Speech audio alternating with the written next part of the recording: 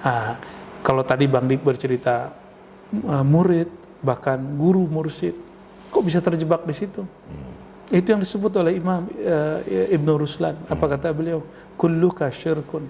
Semua yang kamu fikirkan itu syirik.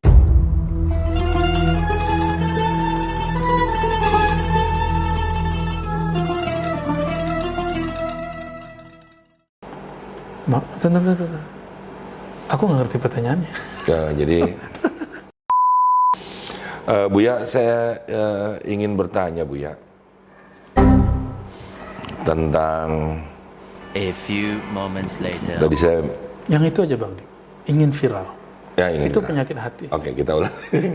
Sekarang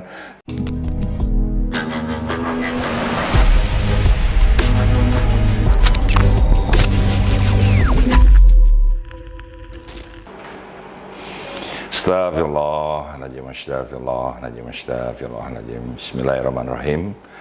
Assalamualaikum warahmatullahi wabarakatuh. Waalaikumsalam.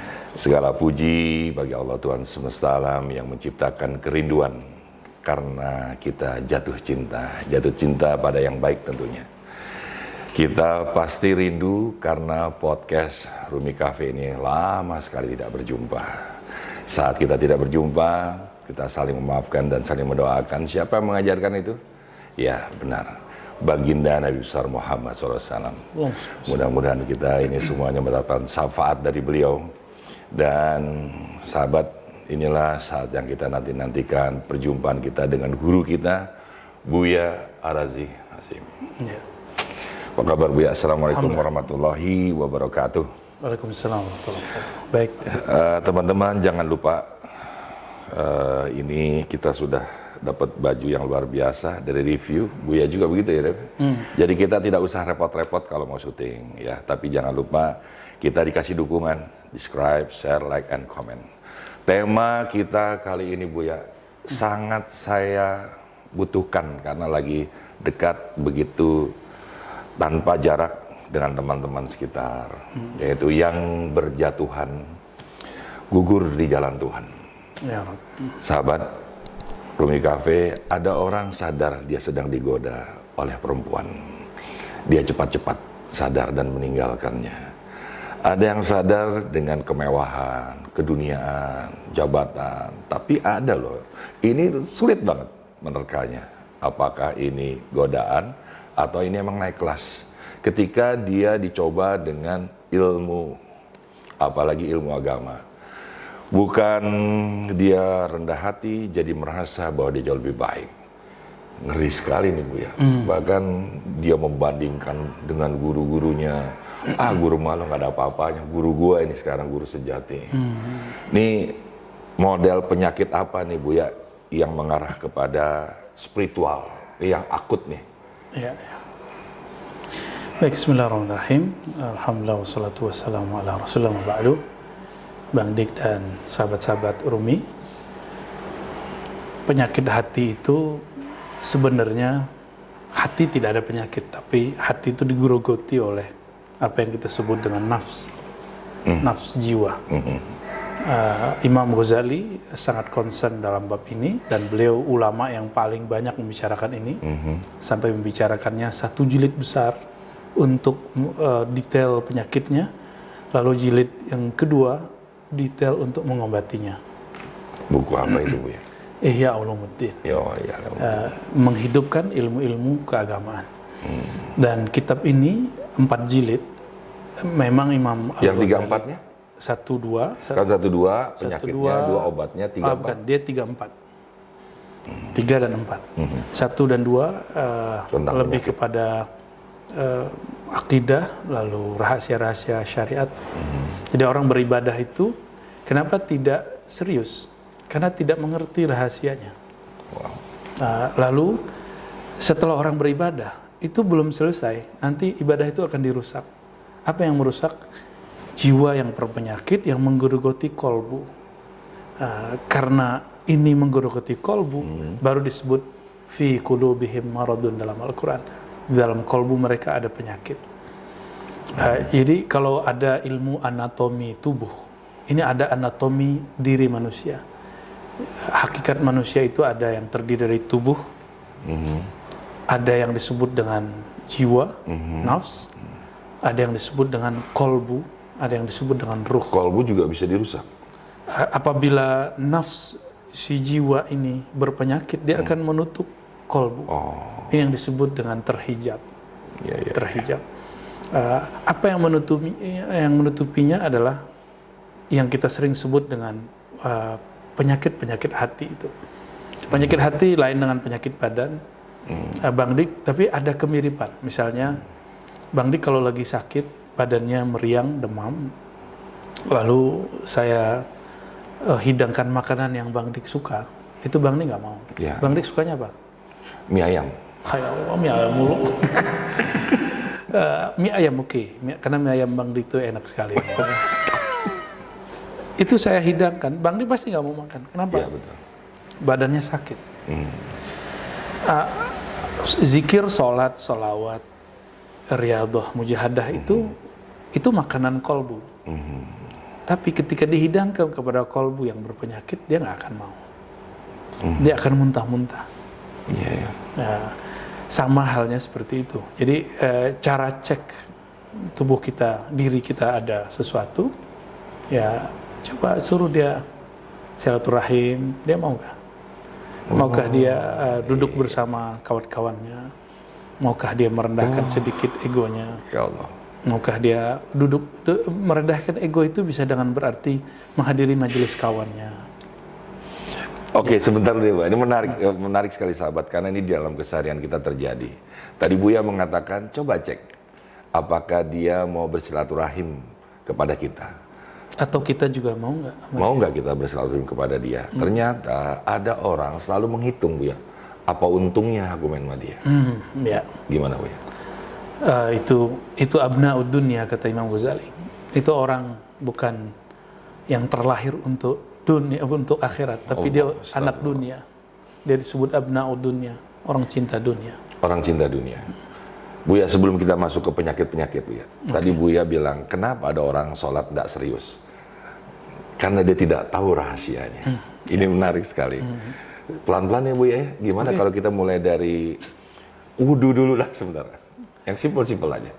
Simpel sekali, bahwa salah satu penyakit hati yang dibersihkan melalui wudu adalah ghaflah, kelalaian. Jadi kata Imam Nawawi, lalai itu adalah hadasnya jiwa. Bagaimana cara membersihkannya? Zahirnya berwudu. Batinnya mengingat Allah, bertobat kepada Allah. Bertobat Allah. Perlu ada doa di situ? Iya, dalam hati saja. Dalam hati, walaupun pakai bahasa ibu. Iya, boleh. Allah kan mengerti semua bahasa. Ya, mulai dari wudu. Yang penting sholatnya jangan pakai bahasa Sunda ya, Bang. Sholatnya tetap pakai bahasa. Oke, rahasia sholat itu sendiri. Karena ada orang bilang sholat itu kewajiban, mari kita gugurkan. Tidak. Ada yang bilang itu kebutuhan, maka mereka harus melakukan. Kurang. Tapi ada perjumpaan kekasih dengan kekasih. Gimana yang baik? Allah itu memerintahkan apapun. Itu sebenarnya kemaslahatan hamba. Namun yang diuji, apakah dia kepada Allah itu bertransaksi atau dia sedang interaksi kepatuhan. Oh iya, kepatuhan. Ya. Apakah dia sedang patuh atau dia sedang bertransaksi dengan Tuhan? Allah maunya kita ini patuh. Orang yang disebut patuh itu hamba. Nah, namun banyak orang mengatakan sholat itu kebutuhan, oke, itu sudah benar tapi separuh. Kenapa saya sebut separuh? Karena nanti ada masa dia nggak merasa butuh dengan sholat. Lalu dia nggak sholat. Berarti sholat itu bukan hanya kebutuhan. Kebutuhan itu bahasa Arabnya masih syahwat. Berarti saya ada syahwat dalam sholat saya. Saya ada keperluan kepada Allah, lalu saya sholat. Betul ada ayat wasta'inu bis-sabri was-shalah. Kalau minta tolong dengan sabar dan sholat. Ya. Tapi bukan itu. Tujuan sholat bukan itu. Aqimis sholata lidzikri. Kalau kamu sholat, sholatlah untuk mengingat aku. Nah, kepatuhan si hamba, dia sholat hanya untuk mengingat Allah. Itu obat penyakit kolbu nanti, berkaitan dengan kajian ini. Oke. Rahasia sujud. Sujud itu tidak lebih daripada merendahkan ego, karena ego semua manusia itu ada di kepala dia. Ketika dia sujud, jika benar dia sujud, maka egonya akan setara dengan kakinya. Itulah yang membuat kita tidak meninggi kepada siapapun. Oke. Salam, banyak orang melihat salam itu mengartikan melihat malaikat di kanan kiri. Ada yang mengartikan lihat tetanggamu kanan kiri sandang papan apakah sudah terpenuhi. Apa rahasia salam? Itu mungkin barangkali hikmah salam. Hikmah salam. Hikmah Sesungguhnya salam. Tujuan salam itu, assalam itu ismun min asma'illah. Assalam itu nama Allah, yang berarti terbebas dari aib, ya, dan menutupi dari semua keburukan-keburukan, kekurangan-kekurangan, kesusahan-kesusahan. Maka orang yang menebar salam, dia tidak hanya menebar senyum, tapi juga berbagi apa yang dia bisa berbagi. Ya. terakhir di bab sholat ini, rahasia doa setelah sholat. Ada orang main pergi aja. Saya sekarang malah buruk nih Bu ya. Saya memandang orang yang sholatnya baik itu setelah sholat. Ya, ya. Dalam hadis yang hasan dinukil oleh Imam Ibnu Hajar disebutkan bahwa salah satu tempat atau waktu yang mustajab adalah ba'da kulli maktubah. Jadi Nabi SAW mengajarkan berdoa setelah selesai sholat, sholat wajib. Ya. Itu sangat dianjurkan. Namun perdebatannya adalah apakah sendiri-sendiri atau berjamaah. Nah, itu kembali ke persoalan fikih, kita tidak akan masuk ke sana. Jadi doa masuk ke bab permintaan atau memuji Allah. Yang pasti doa mukhul ibadah. Doa itu otak atau inti dari ibadah. Ibadah itu penghambaan diri yang total kepada Allah. Maka di saat saya beribadah, saya sedang menjadi hamba. Saya sedang memerankan sebagai hamba. Jelas ya, Rumi Cafe dan juga teman-teman yang mau belajar Islam, yang belum berislam, bahwa sebenarnya dalam sholat itu tidak ada membuat mereka tuh jadi angkuh, sombong, dan lain-lain. Tapi gimana ya Bu ya, orang yang selalu sholat di dalam masjid, pergi ke masjid 5 waktu, dia lalu merasa jauh lebih baik ibadahnya daripada orang yang tidak melakukan hal itu. Nah, itu yang disebut orang-orang yang gugur di tengah jalan. Nah ini kita boleh masuk nih. Ya. Ya kenapa Bu ya? Kan nggak ada babnya tadi Bu ya ceritakan bahwa dia harus lebih baik merasa. Berarti dia gagal menjadi hamba. Karena orang yang sudah sujud itu sudah nggak sibuk lagi dengan aib orang lain. Aib orang ya. Ya, saya tidak akan sempat lagi membicarakan kelemahan orang lain kalau sudah ruku dan sujud. Oke. Ini ada pendapat Bu ya, kalau kita belajar agama, kita menjadi nol, kosong, atau menjadi orang yang paling tahu bahwa diri kita nggak tahu apa-apa. Oke. Ya. Tapi ada orang yang menjadi satu. Ya, satu itu sementara yang saya tahu adalah Allah gitu. Ya kalau nggak Allah di depan nggak berarti semua angka-angka nol. Gimana Bu ya pengertian itu?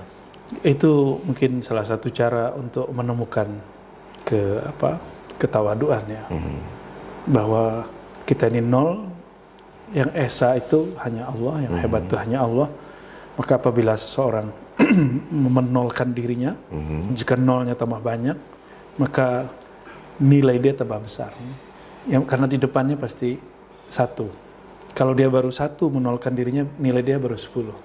Jika 2 kali menolkan dirinya, nilainya 100, dan seterusnya, 1000, 10.000, dan selanjutnya.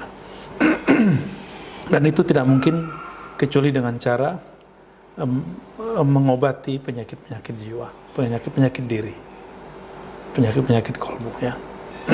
Sahabat saya memperhatikan guru saya, Buya Razi Azim. Ada orang datang ke tempat beliau membawa gurunya. Gurunya tentu sangat dia banggakan. Tapi apa yang saya lihat sahabat, gurunya itu dicium tangannya oleh Buya. Oh enggak, tidak sederhana itu sebenarnya. Buya ini kan juga berilmu gitu ya. Respect sama orang, respon sama orang. Tapi di balik itu, tuh lihat guru lo, dia cium tangan sama guru gue. Kadang-kadang tuh suka ada yang begitu tuh, gimana Bu ya? Apakah kita menjadi rusak karena itu? Apakah Bang Dik terganggu dengan kata-kata itu? Yang saya kasihan adalah orang ini, kenapa kamu sesederhana itu belajar agama? Iya, ya, misalnya ketika ada saya menghormati orang lain, terus ada komentar, tuh lihat gurumu hormat ke guruku. Apakah Bang Dik akan terganggu dengan kata-kata itu? Kalau saya sih makin tajam sama Buya, makin hormat. Wah, luar biasa.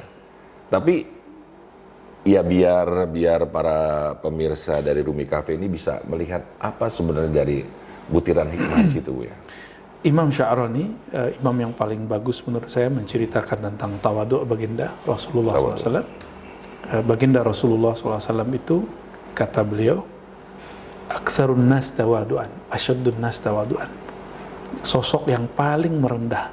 Paling merendah? Paling merendah, paling membuang ego. Maka kata beliau, jika engkau melihat kisah-kisah beliau, perihal beliau, itu tidak ada orang lebih tawadu dari Nabi Muhammad SAW. Sehingga semua orang mengira bahwa dirinya penting bersama Nabi Muhammad SAW.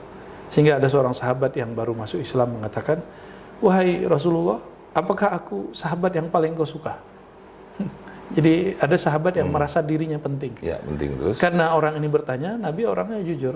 Maaf, bukan. Yang paling aku suka adalah Abu Bakar, Umar, Utsman, Ali. Ya, kira-kira seperti itu. Ya. Jadi jangan dipancing. Nabi itu orang yang paling tawadhu, tapi kalau paling cinta itu lain cerita. Ya. Lalu ada satu hal, orang yang paling banyak memikul ilmu-ilmu kerohanian, syaratnya satu, Bang Dik, dia mesti paling merendah supaya wadahnya menjadi dalam. Dan Rasulullah itu sesuai dengan kaidah yang disebutkan Imam Sya'rani tadi, sosok yang paling merendah sehingga tidak sempat lagi memandang dirinya kecuali sebagai hamba. Maka Allah pilihlah Muhammad bin Abdullah itu sebagai utusannya, tubuh Muhammad bin Abdullah, wadah itu sebagai sosok yang dapat menampung nafas-nafasnya Allah Subhanahu wa Ta'ala. Menarik ya, sahabat ya. Tapi sebelum kita masuk ke jenis-jenis penyakit kronis di dalam spiritual, Bu ya, saya sering banget ngeliat IG nih, mohon izin teman-teman juga begitu ya. Ini biar kita tidak salah arah di dalam keseharian. Kalau kita punya istri, ciumlah keningnya, pipinya, ubun-ubunnya. Nah, yang saya mau tanya ini tangannya, Bu ya. Saya dulu pernah mendapat pengertian, jangan suka cium tangan anak kecil, ntar dia gak sopan gitu kan ya. Maaf nih Bu ya, saya maaf. Nah, bagian tangan ini gimana Bu ya untuk mencium? Ya. Rasulullah SAW justru ketika bertemu anak-anak kecil, beliau mencium tangan mereka. Mencium tangan mereka, karena dianggapnya suci, belum banyak dosa. Ya. Ini kembali ke Imam Sya'rani lagi, karena Imam Sya'rani ini boleh disebut Ghazali di zamannya. Ini Imam Ghazali sudah jauh meninggal. Muncullah Imam Sya'rani, beliau paling praktis mempraktekkan apapun yang diajarkan oleh Imam Al-Ghazali. Kata beliau, kata beliau, juga mengambil berkah dari mencium tangan murid. Atau tangan anak kecil. Ya. Barangkali ketika ada orang-orang mencium tangannya, kadang-kadang beliau mencium tangan mereka. Atau jika beliau tidak mencium tapi dengan memegang tangan murid, dia mengambil berkah. Ya. Jadi Imam Sya'rani ketemu anak kecil, beliau cium tangan. Cium tangan, masih karena logik. Mereka bersih. Lalu murid-murid itu mereka punya semangat yang tinggi. Ya. Ini yang kemudian diambil keberkahannya. Spiritnya. Kan biasanya murid cium tangan guru. Murid ingin ngambil berkah dari guru. Tapi Imam Sya'rani ingin ngambil berkah dari muridnya. Kalau orang tidak tawadu nggak mungkin mikir begitu. Iya. Kalau Bang Dik mungkin begini. Oke. Saya setuju banget. Ya, apalagi sudah dapat penjelasan begini. Coba waktu pandemi, guru-guru nggak datang murid-muridnya. Apakah ada kemuliaan bagi guru-guru? Nggak ada kan? Anda mulia karena datanglah seorang murid-murid ya untuk belajar. Jadi saya dapat ilmunya di situ. Tapi Bu Ya nih, tadi kan yang kita tanya tentang istri. Oke, tentang istri. Ada dicontohkan. Jangankan istri, Rasulullah SAW ketika anaknya datang, Sayyidatuna Fatimah, Maka Nabi SAW menyambutnya dengan berdiri, lalu beliau mempersilakan duduk ke tempat duduk beliau, lalu Nabi SAW mencium keningnya. Istri ini? Anaknya juga? Apalagi istrinya. Wow. Apalagi istrinya. Jadi Rasulullah SAW sangat penyayang kepada istrinya, kepada anak-anaknya, sehingga ada seorang laki-laki yang punya anak banyak melihat Nabi mencium cucunya, itu kaget. Wahai Rasulullah, aku punya anak 10, nggak pernah aku cium siapa tuh. Anaknya pun nggak pernah dia cium. Ya. Mungkin istrinya juga dia hanya sentuh ketika dia mau, tapi ketika hari-harian tidak ada kasih sayang dia ekspresikan. Rasulullah itu orang yang wadud, yang sangat penyayang. Ya, beliau itu bukan perempuan, tapi ada sisi kelembutan hati yang melebihi seorang ibu. Nah, melebihi seorang ibu. Itulah dahsyatnya Rasulullah SAW. Pasti yang perempuan nih jamaahnya nih memikirkan, wah asik banget ya punya guru atau suami seperti Bu ya. Menjadi contoh nih ya, saya juga malu. Saya makanya bertanya ya. Saya duduk di sini juga bukan karena cerdas, tapi karena ingin belajar ya. Bu ya, kita masuk ke jenis-jenis penyakit kronis di dalam spiritual nih Bu ya. Iya. Mengambil ilmu dari hamba Allah, kekasih Allah, Al-Imam Abu Hamid Al-Ghazali, karena manhaj tasawuf kita, tasawuf Imam Ghazali, karena beliau Allah izinkan mewarisi dan menata dengan baik data-data tentang ilmu rohani yang Rasulullah SAW ajarkan di dalam kitab-kitab beliau dan melalui guru-guru kita yang sudah mengajarkan. Jadi Imam Ghazali memulai dengan apa yang disebut ajaibul qalb, keajaiban qalb, keunikan qalbu. Bahwa qalbu yang dimaksud itu bukan jantung, tapi berkait dengan jantung. Kita menyebutnya dalam ilmu thariqah dengan latifah qalbiyah. Tapi latifah qalbiyah itu ada pada nafs jiwa. Pada nafs. Ya. Latifah ini berkait dengan yang kita sebut qalbu. Apa yang mainkannya? Itulah yang Imam Ghazali sebut zauq. Zauq itu rasa. Apa? Rasa. Bang Dik dipandang oleh orang yang dikasihi bagaimana? Senang Bu ya, bahagia. Ya. Lalu memanggil nama orang yang kita cintai bagaimana? Ya, dengan yang sepantasnya. Qalbu itu adalah tempat adanya rasa itu. Rasa kita rindu, rasa kita cinta, sayang, itu di situ. Di qalbu itu. Qalbu. Tapi dia bukan di sini, namun berkait dengan tempat itu. Berkait tempat itu. Oleh karenanya, para ulama-ulama kita dulu apabila riyadhah, latihan rohani dan mujahadah, mereka mengajarkan titik itu sebagai tempat berzikir. Oke, sebentar. Jadi qalbu itu mestinya tempat Allah saja, atau di luar itu di hati itu kepada sesama, apa itu masuk bareng-bareng Bu ya? Kalau ayat Quran menyebutkan ala bidzikrillah tatma'innul qulub, hanya dengan Allah, hanya dengan menyebut Allah, hati menjadi tenang. Artinya qalbu ini nggak akan bisa lagi apa-apa kecuali dia harus berpulang kepada Allah. Dia harus berpulang kepada Allah Subhanahu wa taala. Jadi jangan kemudian berpikir masih ada yang lain. Ya. Gitu. Lalu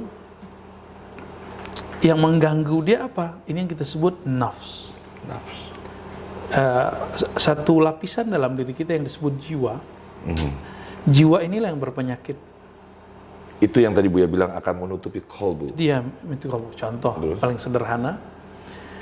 Apabila orang memandang dirinya sesuatu, apakah sesuatu itu berbentuk ilmu, maka dia merasa alim. Dia murid, maka dia merasa dirinya punya riyadhah amalan, punya thariqah banyak, lama berkhidmat kepada gurunya, dia merasa sesuatu. Lalu apakah dia seorang yang punya pengaruh di masyarakat, jabatankah, atau nasabkah, ataukah bangsawan kah, atau dia seorang politisi kah, terserah. Selama dia memandang dirinya sesuatu, maka di saat itulah muncul satu penyakit namanya kiber. Kiber itu kita terjemahkan sombong. Bukan merasa, sombong. Iya, kesombongan itu. Sikapnya disebut dengan mutakabbir, takabur. Orangnya itu disebut takabur. Itu kiber itu di mata Allah dosanya besar enggak? Itu dosanya syaitan. Syaitan itu ketika melihat sosok baginda Nabi Adam, beliau mengatakan ana khairu minhu. Saya lebih baik dari dia. Karena dia merasa sesuatu. Oke Bu ya, menarik. Aku ingin lebih dalam lagi tentang ada artis nyumbang diliput oleh infotainment, disiarkan, ditonton oleh ribuan jutaan pemirsa. Dia mengatakan gini, sombong itu orang, ria, gue juga bisa. Sombongnya itu artis, kala itu sudah membantu 1.000 orang paling tidak. Tapi ada lagi yang bilang gini, gue juga bisa. Dia merasa, tidak sombong, merasa. Jadi merasa itu mau sombong gimana Bu ya? Artis itu dikedepankan ketika memberi donasi, itu supaya merangsang orang lain yang mungkin lebih baik dari dia atau sama dengan dia, untuk berbagi. Jadi ketika ada orang yang tadi berbicara, gue juga bisa, lebih baik dari itu, berarti munculnya si artis ini berhasil. Berhasil? Jadi, justru dia berhasil. Justru berhasil? Justru berhasil. Itu yang disebut di dalam Al-Quran tentang bersedekah dengan terang-terangan. Ya. Namun dengan bersedekah diam-diam, jika hati kita belum oke, fa ni'mah hiya, itu lebih baik. Wa in tukhfuha, jika kamu menyembunyikan sedekahmu, itu lebih baik. Kata Imam Ghazali, kapan kita berdonasi itu dinyatakan? Apabila itu dapat merangsang orang lain dan hatimu selamat. Nah, tapi jika itu tidak merangsang orang dan tidak membuat hatimu selamat, justru kamu ria, maka sebaiknya fa ni'mah hiya, maka sebaiknya yang tadi tukhfuha, kamu menyembunyikannya. Ya. Adapun komentar yang tadi, itu sombong orang tuh ria. Gue juga bisa. Kalimatnya harusnya gue juga bisa itu. Kalimat dia tuduh orang ria jangan katakan itu. Jadi kalau ria lebih tepatnya definisinya Pak? Karena Buya suka punya definisi sendiri. Ria itu ru'yatul amal. Kamu melihat dirimu beramal, begitu kata Imam Ghazali. Jadi lebih ke diri ya? Iya. Kamu melihat dirimu beramal. Ini baru satu jenis Bang Dik. Ada yang kedua, beramal ingin dipuji atau takut dicaci, takut direndahkan. Allah. Oke. Pemirsa Rumi Cafe, jangan sampai kita terkena penyakit sombong. Ternyata itu ada kiasan sombong itu selendangnya Allah. Allah saja tidak pernah pakai selendang, kok kamu pakai gitu. Dan Allah tuh nggak suka dengan orang itu. Ada lagi Buya di atas sombong gitu. Yang pasti sombong dulu, bahwa sombong itu salah satu sifat iblis ya. Iblis. Firaun juga ya Bu ya? Ya, Firaun itu kan salah satu manifestnya iblis. Termasuk Dajjal ya. Itu manifestnya iblis. Karakter mereka adalah merasa dirinya sesuatu. Itu pantangan Nabi Muhammad SAW. Maka jika ingin disebut al-ummah al-Muhammadiyah, umat Nabi Muhammad, maka jangan sekali-kali memunculkan kedirian itu. Dan ini dalam skala besar ada bentuknya mungkin keluarga, nasab ya, termasuk thariqah, majelis, ras dan segala macam. Jadi Nabi tidak memperkenankan orang untuk merasa dirinya lebih hebat dari yang lain, lebih mulia dari yang lain, karena itu sifat-sifat iblis. Di atas itu, yang orang kalau sudah marah, sudah sombong, maka jika ada orang yang dia lihat hampir sama dengan dia, maka dia akan iri. Maka Nabi SAW dalam hadis yang sahih menyebutkan, la tahasadu, Jangan kalian saling hasad, karena itu sifat syaitan. Itu penyakitnya syaitan. Syaitan itu hasad kepada Sayyidina Adam. Melihat Sayyidina Adam, semua malaikat sujud kepadanya, maka dia yang tadinya statusnya sama satu level dengan malaikat, dia nggak mau sujud. Karena hasad. Hasad. Jadi ini yang membuat orang tidak bisa tawadhu, karena dia iri kepada orang lain. Tadi sombong nih udah mulai nih ngomong iri, dengki, marah, melahirkan amarah, berujung dendam. Ini penyakit di level apa lagi, Buya? Ya itu tahapan-tahapannya. Imam Sidi Ahmad Ar-Rifai dalam kitab Halu Ahli Tahqiq Ma'allah, apa kata beliau?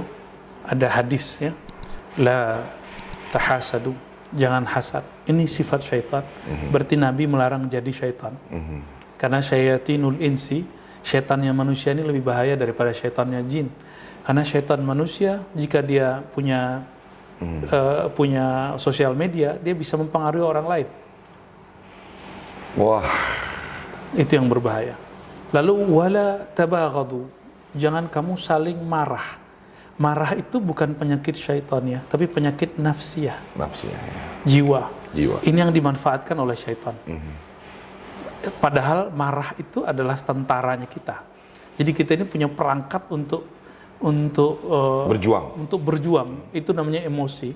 Emosi ini bisa menjadi positif apabila kita diejek orang, tapi kita tidak mau patah hati, malah terus.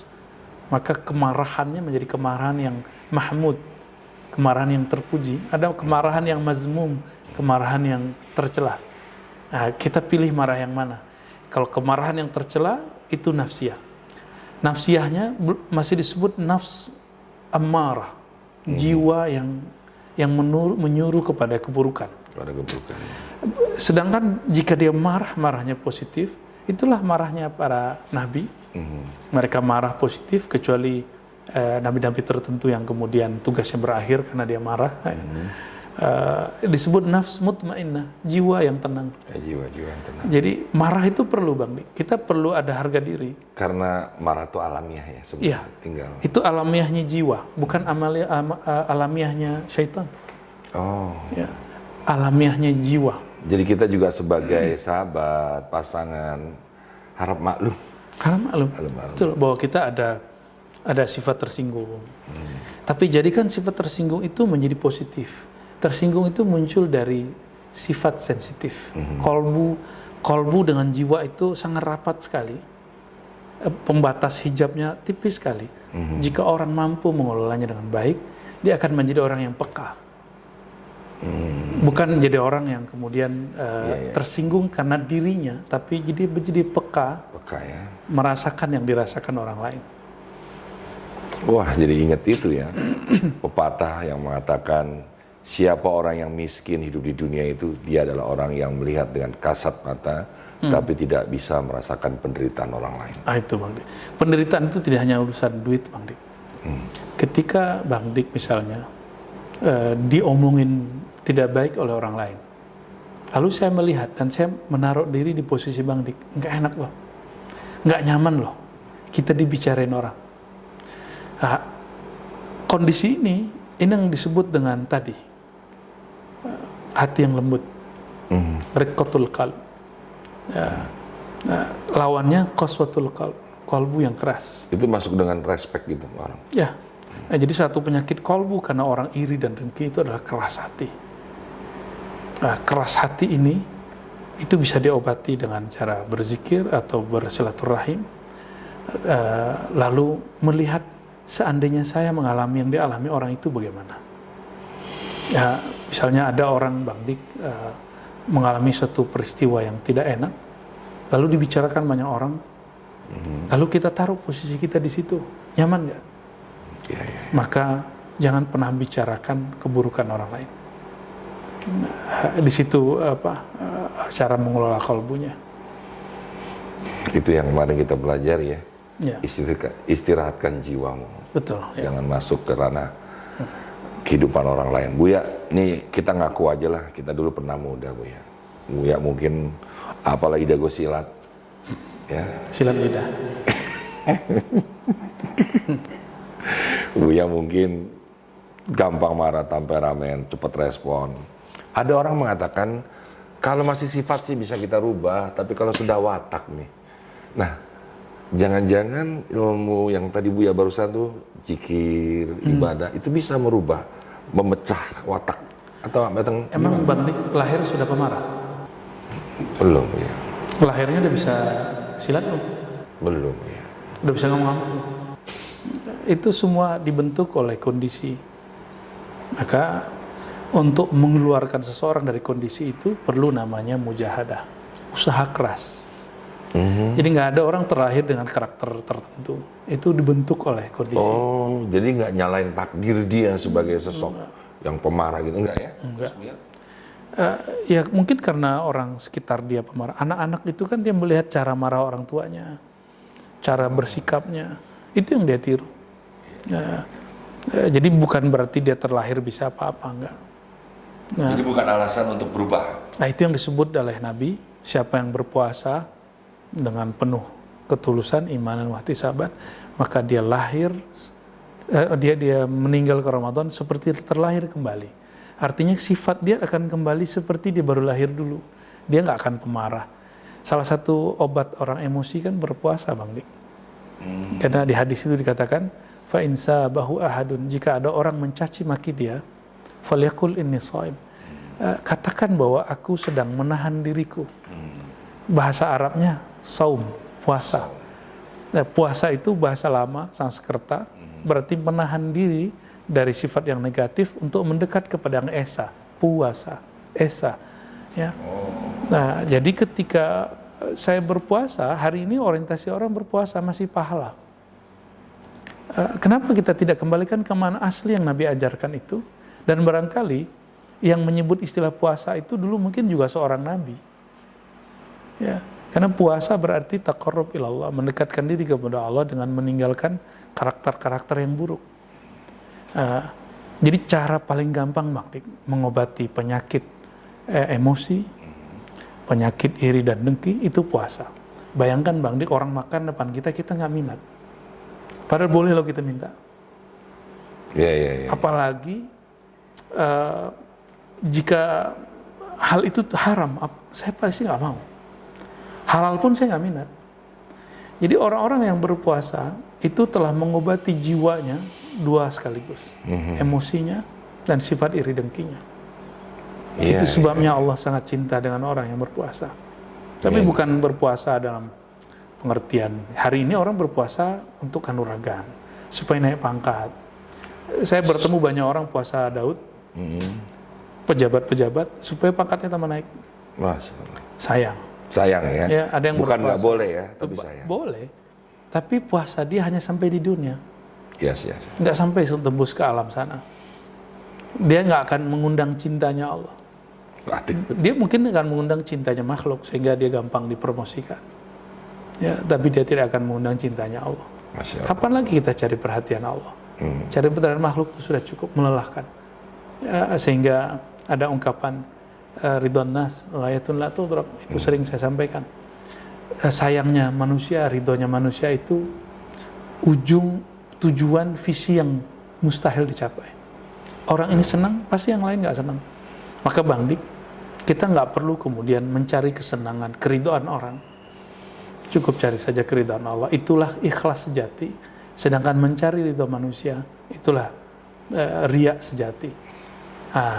Kalau tadi Bang Dik bercerita murid, bahkan guru mursyid, kok bisa terjebak di situ? Itu yang disebut oleh Imam Ibn Ruslan. Apa kata beliau? Kulluka syirkun. Semua yang kamu fikirkan itu syirik. Kamu mengatakan, saya nanti kalau begini apa kata orang? Ya, misalnya saya bertorikot saya misalnya torikot A. Lalu saya mengamalkan sesuatu yang jarang dipakai oleh murid-murid torikot yang lain. Tapi saya dapat ijazah dari guru atau ketemu dalam kitab yang diijazahkan guru, ada satu amalan yang bisa diamalkan, tapi tidak diamalkan mursyid yang lain.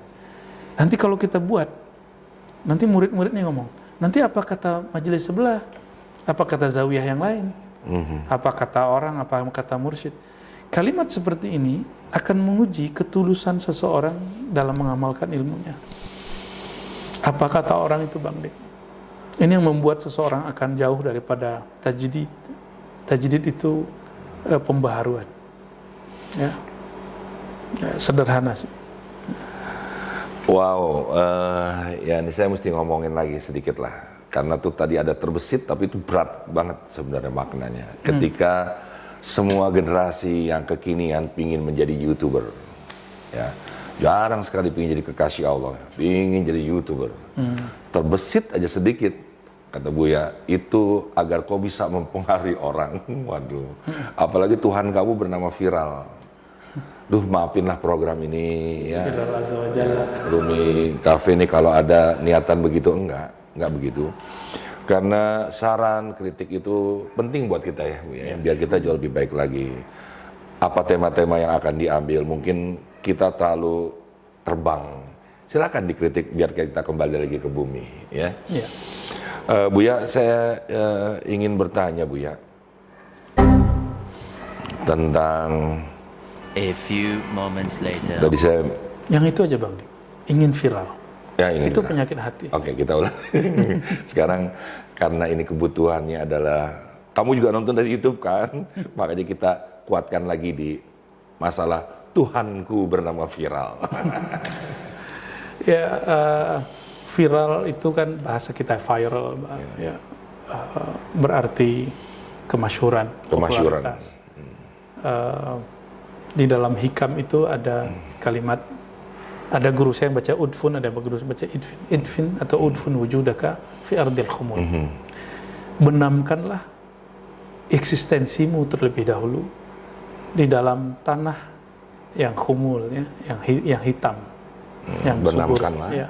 Egomu, dirimu, kedirian, famadabata, ya, sesuatu yang tumbuh sebelum dia matang, sesuatu yang tumbuh tapi bukan di bawah tanah, bukan di dalam tanah, biji yang tumbuh di atas, maka dia tumbuhnya tidak akan subur. Biji yang di atas. Biji yang, jadi kalau ada kita tebar biji di atas, dia nggak akan tumbuh. Jadi kita kalau ada, kita nyemai padi itu mesti diambil satu segini, apa namanya, yang kita tanam, menancapkan, itu tugas guru. Nanti guru tunggu 3 bulan, namanya petani, nanti baru dia tumbuh menjadi buah yang bagus berisi. Yang satu lagi tumbuh juga 3 bulan, yang ini padinya berisi, yang ini padinya hampa. Kosong. Jadi tidak usah buru-buru untuk muncul di atas permukaan sampai kemudian kita diizinkan guru kita. Makanya perlu berguru, punya mentor.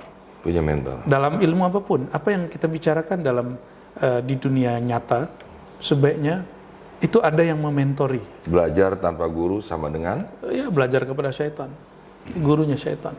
Karena gurunya adalah dirinya sendiri nanti. Gak ada yang akan mengelola jiwanya nanti. Gak ada yang akan menegur dia nanti. Tidak ada yang akan ngerem dia. Kamu berhenti dulu sejenak. Gitu. Imam Sya'rani sukanya adalah nulis buku, dan dia viral karena bukunya. Apa kata gurunya Ali Al-Khawas? Kamu kalau ingin berguru kepadaku, ini guru paling unik. Guru dia semua orang alim, mujtahid, semuanya orang jago baca kitab seperti ini, Bang Dik. Kecuali Ali Al-Khawas tidak baca kitab karena dia seorang ummi. Tapi dia mampu baca kolbunya Imam Sya'rani. Apa kata dia? Kamu kalau mau berguru kepadaku, bakar dulu kitabmu. Karena itu dulu alat untuk bermedia, viral itu kitab. Suruh tinggalkan, kamu gak usah masuk dulu. dari zaman ke zaman sudah ada sebenarnya. Sudah ada. gitu. Alat untuk viral dulu nulis. Astaga. Sekarang alat untuk viral cukup Bang Dik berkata-kata. Tetap kita harus nulis. Maka harus ada guru kita ngerem. Kamu berhenti dulu sejenak. Sebulan, 2 bulan. Riadoh lagi. Gitu. Setahun. Bisa jadi. Ya. Nanti guru kita akan bakar nafsiyah, ego kita. Sehingga berbicaranya bukan lagi dengan ego.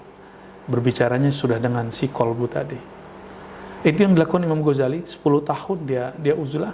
Sampai itu pun masih sulit. Dia kemudian bertemu dengan gurunya bernama Abu Ali Al-Farmadi. Abu Ali Al-Farmadi mentalkinkan zikir Allah, Allah, Allah ke dalam kalbunya. Maka teman-teman, jalan pintas untuk menyembuhkan kalbu itu riyadhah, latihan yang diulang-ulang. Setelah ditalkin oleh guru yang wasil, guru yang sudah dapat izin dari gurunya untuk membaca zikir nama Allah. Allah saja, atau Rahman saja, atau Rahim saja. Dan itu ada tekniknya. Nah, silakan cari mursyid-mursyid yang bisa membimbing untuk itu. Masya Allah. Makasih Buya. Buya, tadi menarik banget sebelum kita ngomongin viral nih tentang puasa nih yang sebagai obat penyakit hati. Ada puasa setingkat Nabi yang jauh lebih berat katanya Buya, yaitu puasa kebenaran. Buya benar, disangka salah. Lalu Buya puasa kebenaran.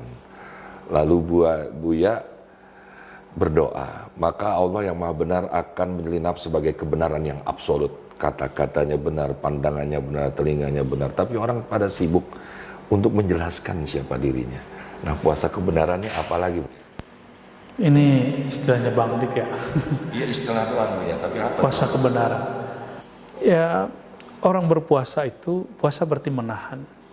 Orang benar itu tidak mesti selalu menang. Orang benar itu nggak selalu harus menang. Ya, dan ini Sayyidina Nabi SAW wujudkan 13 tahun di Mekah. Lalu beliau wujudkan 6 tahun sudah di Madinah. Beliau berhasil masuk ke Mekah, tapi baru di perbatasan. Namanya Hudaybiyah. Itu sahabat-sahabat bawa senjata, semuanya lengkap. Sayyidina Umar tidak hanya bawa senjata, dia bawa hadiah untuk keluarganya yang masih di Mekah. Dia rindu. Tapi ternyata kafir Quraisy waktu itu, sekarang istilah kafir tidak disetujui, tapi saya tetap pakai karena itu ada di Qur'annya. Kafir Quraisy, mereka kemudian tidak mau, lalu mereka ingin bernegosiasi dengan Nabi SAW, lalu terbuatlah satu kesepakatan Nabi tidak boleh masuk. Di saat itu, Nabi SAW mengalah. Bahkan namanya Muhammad Rasulullah dicoret. Hanya Muhammad bin Abdullah. Beliau ngalah lagi. Yang ketiga ini yang paling berat. Ketika muridnya sendiri, yaitu sahabatnya beliau, Sayyidina Umar, agak emosi.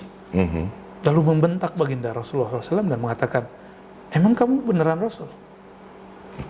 Ya, Bang Dik ngomong nih, emang kamu beneran guru sih? Kamu beneran mursyid nggak sih? Gitu. Ngomong gitu kepada guru, itu sangat tersinggung pastinya. Guru itu pasti sangat tersinggung. Nabi hanya diam. Lalu Umar mengatakan, agama kita benar nggak? Hakun dinna. Maka dalam pengertian Sayyidina Umar, benar itu mesti menang. Sayyidina Umar mungkin dalam istilah Bang Dik belum puasa kebenaran. Lalu ditegur oleh Sayyidina Abu Bakar As-Siddiq. Setelah ditegur, diingatkan, dibacakan ayat, baru dia sadar dan dia puasa 40 hari, 40 malam untuk menebus kesalahan tadi. Karena tidak berpuasa kebenaran. Barangkali gitu kalau istilah tadi. Jadi sekelas Nabi Muhammad SAW itu dihina, tidak mesti kemudian kita emosi. Kita diragukan.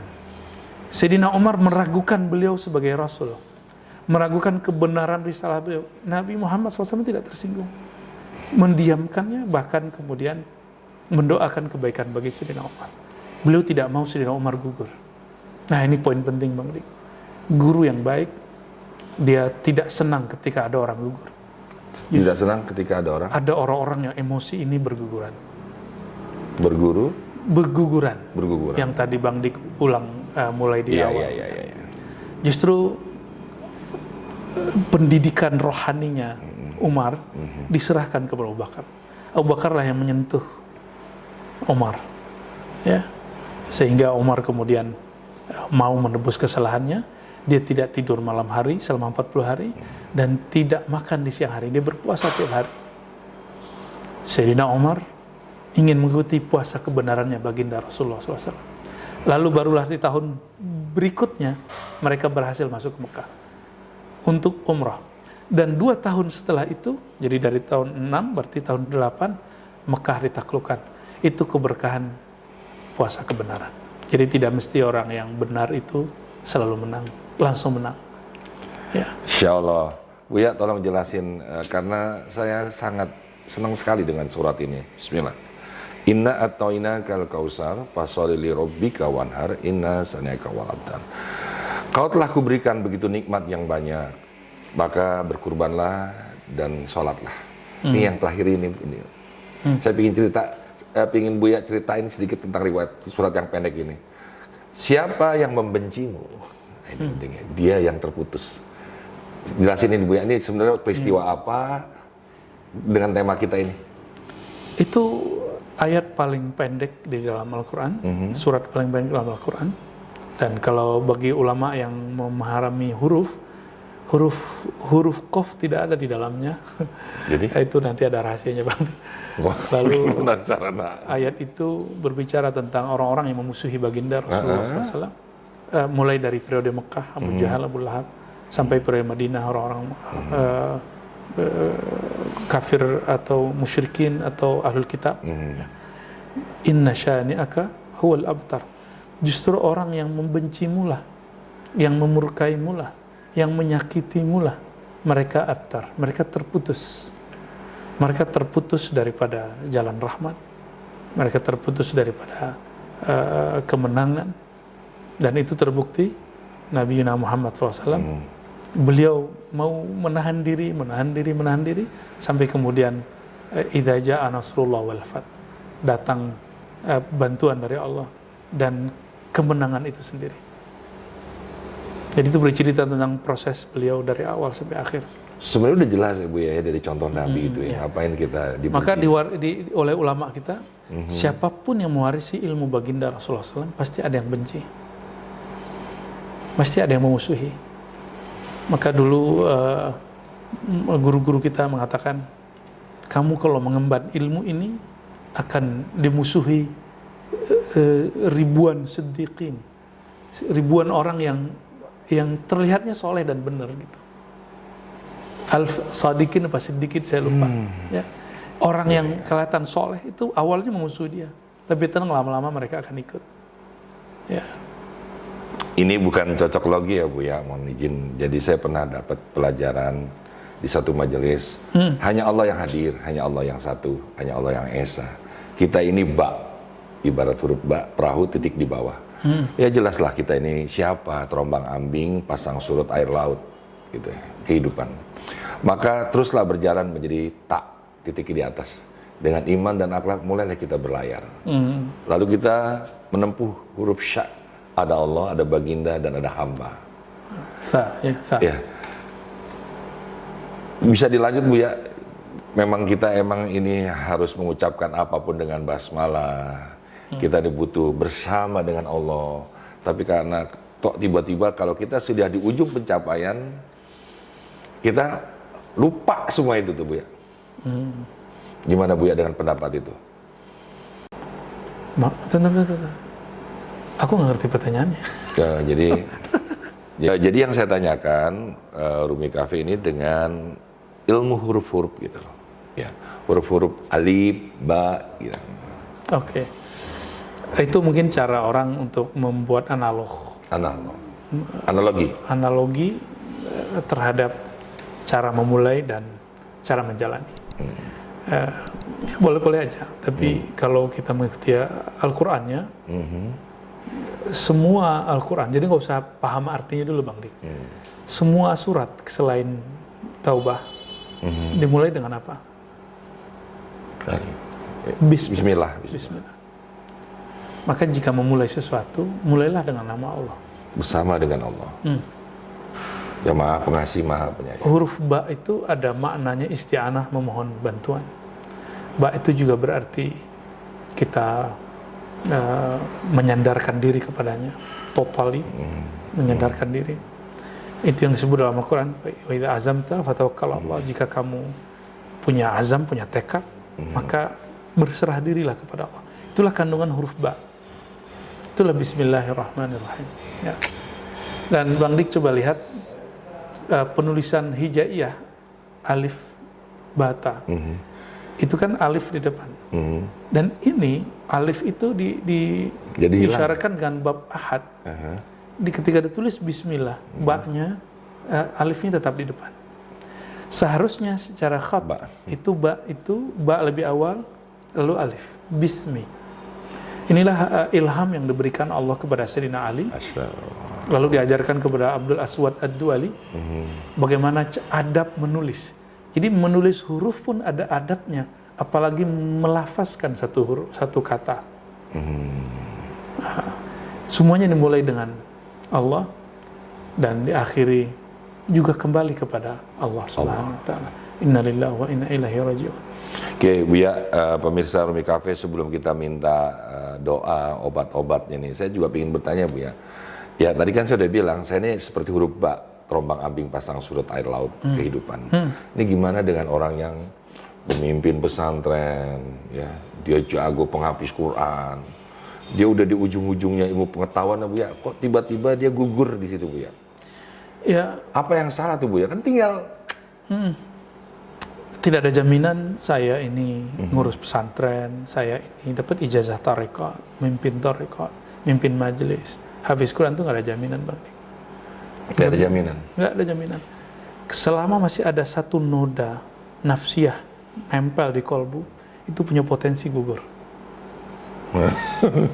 Nah, makanya sahabat-sahabat Nabi itu dididik sedemikian rupa 13 tahun menghadapi pengusiran, kezaliman, sampai kemudian beliau-beliau para sahabat itu sifat-sifat keegoannya gugur.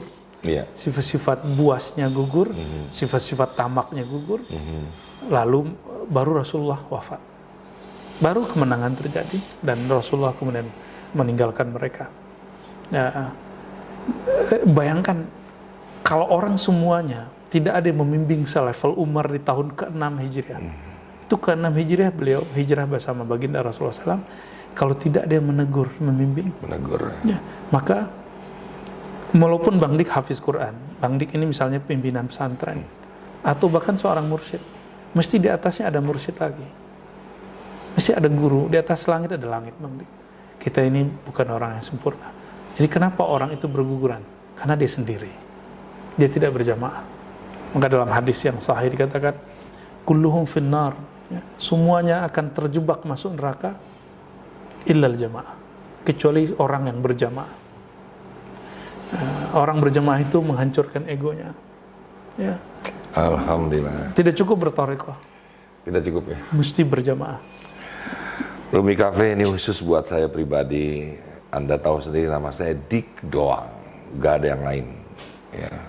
Tapi kerjaan saya jujur aja sekarang ini ikut Buya bermajelis, ya, dari satu jamaah ke jamaah. Itu karena apa? Ternyata sendiri itu jadi kosong gitu. Ya pun kalau diisi entahlah, entah berantah, entah iblis, entah setan dan lain-lain.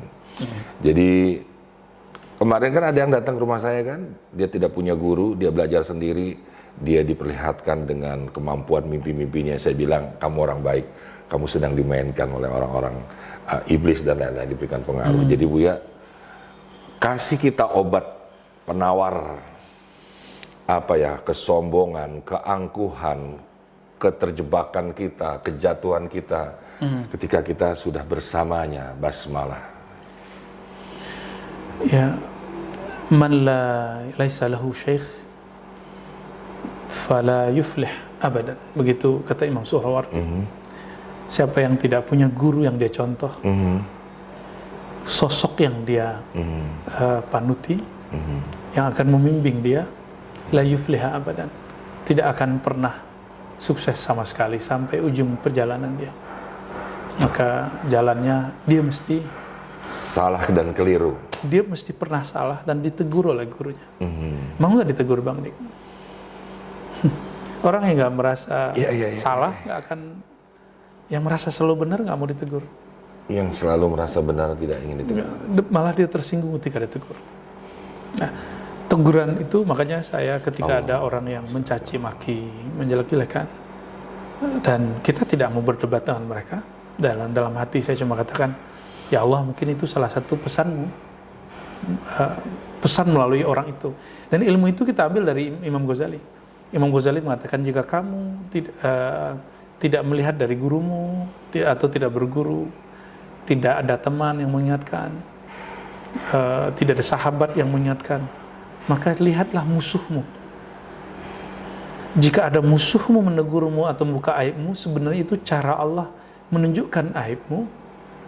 Mungkin mereka merasa sesuatu dengan buka aib kita, tapi kita nggak usah merasa itu. Kita cukup mengatakan terima kasih ya Allah, Engkau telah menunjukkan apa aibku. Jadi enjoy Bang Dik. Lagi Buya, nambah. Saya kok merasa bahwa orang gila itu bukan yang ada di jalanan dan dia tidak mandi gitu. Itu paling cuma sakit jiwa lah.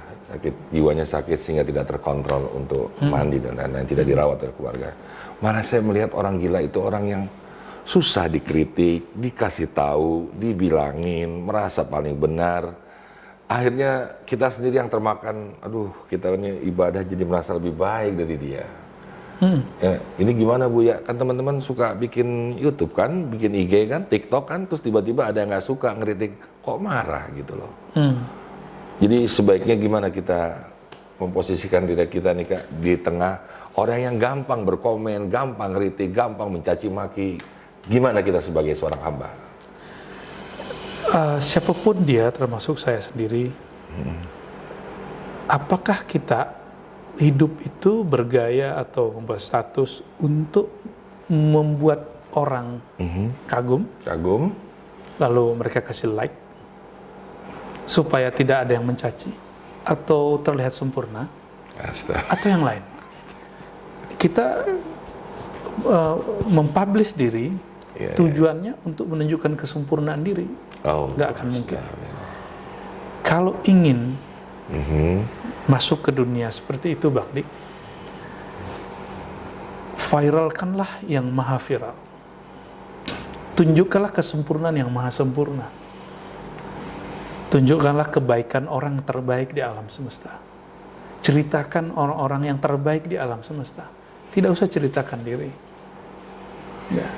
Lenyapkan diri, kedirian kita dalam dirinya, maka di saat itulah rasa dikata-katai orang itu biasa aja. Allah itu memberi setiap hari, dan setiap hari diumpat orang, dan Allah nggak marah-marah Bang. Sampai hari ini alamnya masih ada.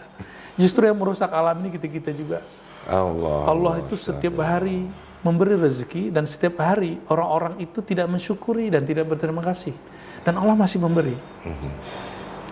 Maka siapapun yang berkarya melalui sosial media, lanjutkan karya Anda, dan tidak usah berhenti karena disakiti oleh orang-orang yang berkomentar, karena netizen itu selalu maha benar. Tetapi ingat, ada yang maha benar, yaitu Allah SWT. Allah itu memandang kolbumu. Apabila Allah memandang kolbu, dan di dalam kolbu kita yang ada hanyalah ingin mencari perhatian Allah, bukan ingin mencari perhatian follower, netizen, maka Allah akan umumkan di langit sana, wahai penduduk langit, aku cinta si fulan, maka cintailah. Kalau yang di sana sudah melike Bang Dik, sudah jadi viewer Bang Dik, benar, di bumi nanti ikut. Benar. Dan rasanya indah. Ya. Aduh panas banget di bangku nih. Kayaknya semua itu tertuju kepada saya ya. Kalian mah beres ya. Dan Bu ya, ada lagi mungkin yang tertinggal, terlupa atau terlewat yang saya tanyakan, yang merupakan penyakit kronis hati nih, yang paling parah yang mungkin kita lupa. Masih banyak Bang Dik. Nanti kita cicil aja. Ya Allah, berarti ada part 2. Ya baiklah. Terima kasih Bu ya. Allahumma sholli ala Muhammad. Senang saya kalau berada dengan seseorang yang berilmu, dan Buya ini bagi saya, mohon izin karena di dekat saya tidak memuji, dia adalah mukmin sejati. Amin. Ya, dia orang yang menyenangkan hati orang lain, walaupun dengan kata-katanya, senyumnya, pandangannya. Dia tidak mengambil jabatan orang, tidak pernah mencuri kedudukan orang lain. Dia tidak pernah juga mengganggu-gugat keyakinan orang. Setahu saya ya, saya belajar sama dia udah bertahun nih sekarang nih, saya udah bisa ngomong begitu. Dan dia tidak pernah mengotori darah orang yang mengalir. Dan kalau dia nggak ada, ini bedanya dengan guru-guru yang lain. Saya tidak membanding-bandingkan. Dia tidak tergantikan. Jadilah guru sejati, jadilah tempat belajar. Mungkin di atas Buya ada Buya yang lain. gitu ya. Pasti. Buya, ya. Pasti ya. Dan saya juga menyatakan di depan beliau, makanya saya menjaga diri saya nih, karena orang taunya Dik Doang itu muridnya Buya, gitu ya. Jadi saya hati-hati sekarang Buya. Siap-siap. Aduh, beban banget. Mudah-mudahan saya diringankan oleh doa-doa Anda semua. Jangan lupa subscribe, like, share, and comment itu agar kita mendapatkan perbaikan demi perbaikan apa yang kita bahas. Saling memaafkan, saling mendoakan. Wabillahi taufik. Walhidayah. Assalamualaikum warahmatullahi wabarakatuh. Assalamualaikum warahmatullahi wabarakatuh.